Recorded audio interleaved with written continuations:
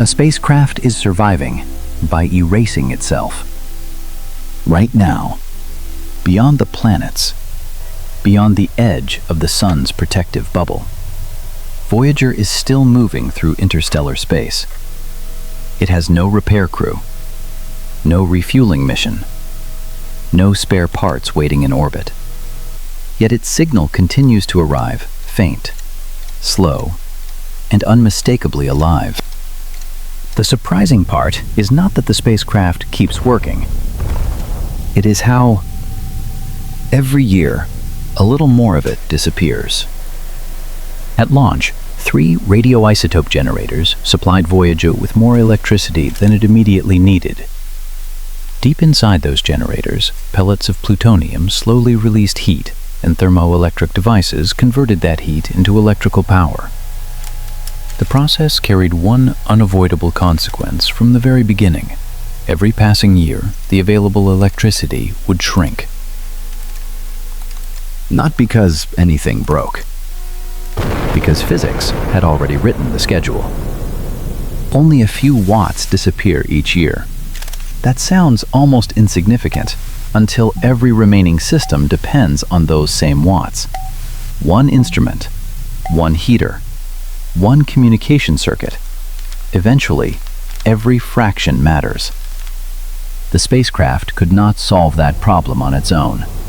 It could not create new energy or rearrange its own priorities. Every future decision had to come from Earth, carried across billions of miles by a radio signal that needed more than 22 hours to reach its destination. That delay changes everything. A command leaves California.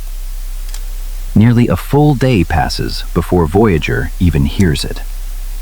Another full day passes before engineers learn whether the spacecraft obeyed or whether a single command ended one of humanity's longest scientific missions.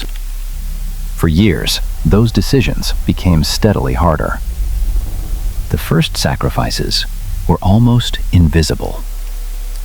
Planetary cameras, once responsible for the famous portraits of Jupiter, Saturn, Uranus, and Neptune, no longer served a purpose after the grand tour ended. They were switched off. Backup memory disappeared. Equipment built for worlds already left behind quietly went dark. Meanwhile, the power chart continued its slow decline. The staircase had begun. Each horizontal drop marked something that would never return. From Earth, Voyager still looked the same. Nothing about its distant silhouette changed. Inside its electrical system, though, fewer pathways remained alive. Year by year, the mission became simpler. Eventually, the choices became uncomfortable. Engineers were no longer deciding between useful equipment and unnecessary equipment. They were deciding between systems that all still mattered. One of those decisions arrived during the summer of 2019.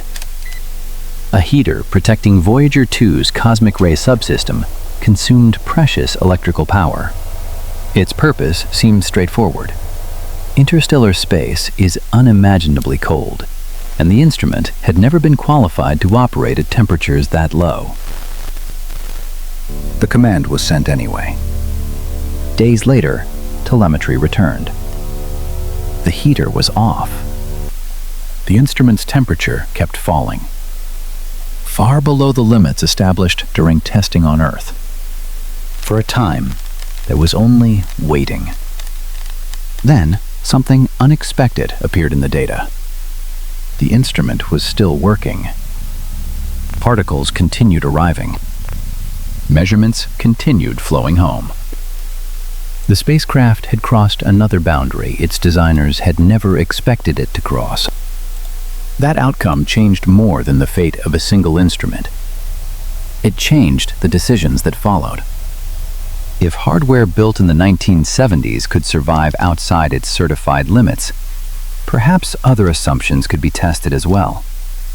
Margins that once looked untouchable now appeared to contain a little more room than anyone had believed. The power budget kept shrinking.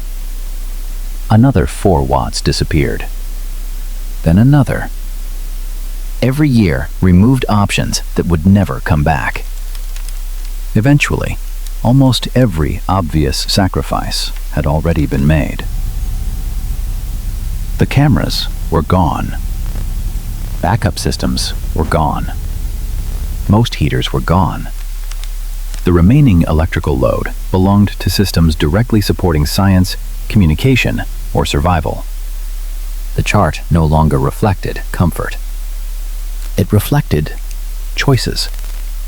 Eventually, attention shifted somewhere even more fundamental.